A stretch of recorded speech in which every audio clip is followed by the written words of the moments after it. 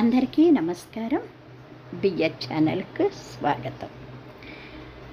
శ్రీహరి యొక్క అవతారాలను, శ్రీహరి యొక్క లీలలను పరీక్షిత్ మహారాజుకు సుఖ మహర్షి చెప్తున్నాడు కదండి భాగవతంలో.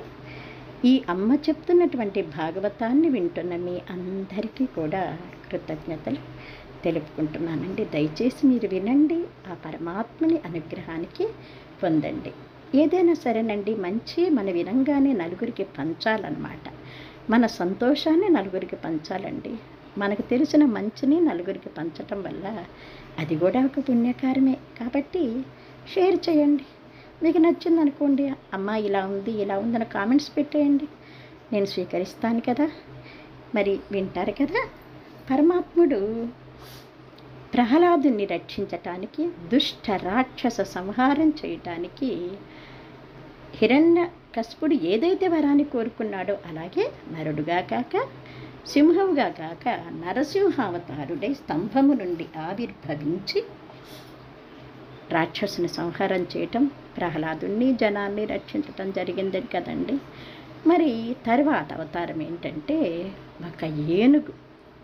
అసలు ఏనుగు ఎవరు, అసలు ఆమె ఎలా రక్షించాడు స్వామి అనేది మనం వివరంగా తర్వాత చెప్పుకుందామండి. ఇప్పుడు మీకు కేవలం నేను క్లుప్తంగా మాత్రమే వివరిస్తూ వస్తున్నాను. అంటే శ్రీహరి ఏ అవతారం ఎత్తాల్సి వచ్చిందో అనేది క్లుప్తంగా వివరిస్తున్నాను.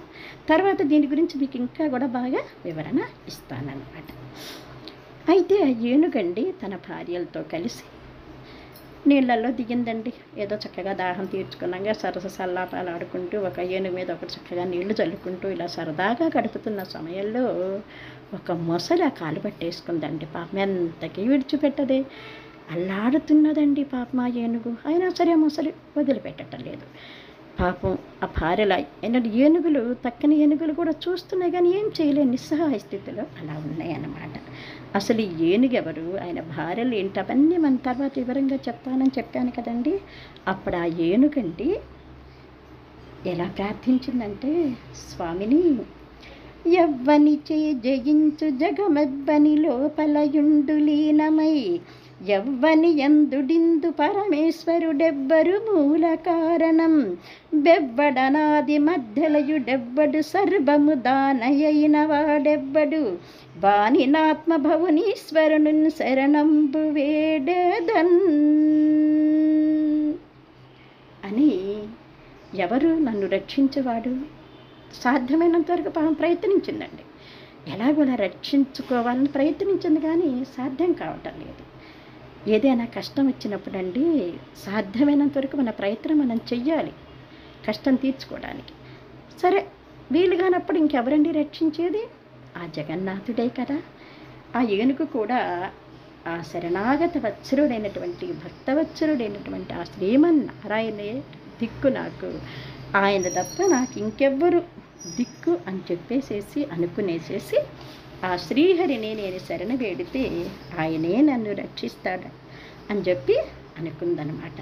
అనుకొని స్వామి ఇంకా నువ్వే దిక్కు, నన్ను రక్షించే వాళ్ళు ఎవరు స్వామి అని చెప్పేసి ఎంత ఆర్తిగా పిలిచిందంటే ఆ పిలుపుకి ఆర్ధతకి శ్రీమన్నారాయణుడే స్వయంగా కదలొచ్చేశాడండి. అక్కడ ఏ అవతారం ఎత్తలేదు, వైకుంఠం నుండి ఆయన స్వయంగా వచ్చేసాడంతే. మరి ఆయన అమ్మటి శంకు చక్రాలు కూడా ధరించలేదండి, అలా అలా వచ్చేసాడంతే.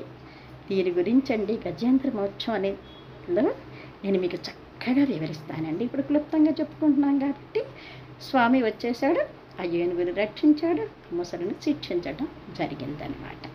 అంటే ఎవరైనా ఆర్తిగా పిలిస్తే పరమాత్ముడు స్వయంగా వస్తాడు అనేది మనకి ఈ గజేంద్ర మోక్షంలో మనకి తెలుస్తుందన్నమాట. స్వయంగా ఒక ఏనుగును రక్షించటానికి ఆ శ్రీమన్నారాయణుడే కదలి వచ్చాడు అంటే అతని యొక్క భక్తికి, అతని యొక్క ఆర్తిగా పిలిచిన పిలుపుకి ఆయన హృదయం కదిలిపోయింది అని మనకి అర్థమవుతుంది కదండి. భాగవతం వింటున్నారు కదా, ఎలా ఉందో మరి కామెంట్స్ పెట్టండి. మీకు నచ్చితే కాస్త లైక్ చేయండి. మరి మన ఛానల్ని సబ్స్క్రైబ్ చేసుకోండి, చూస్తూనే ఉండండి. జై శ్రీమన్నారాయణ, జై శ్రీమన్నారాయణ, జై జై శ్రీమన్నారాయణ.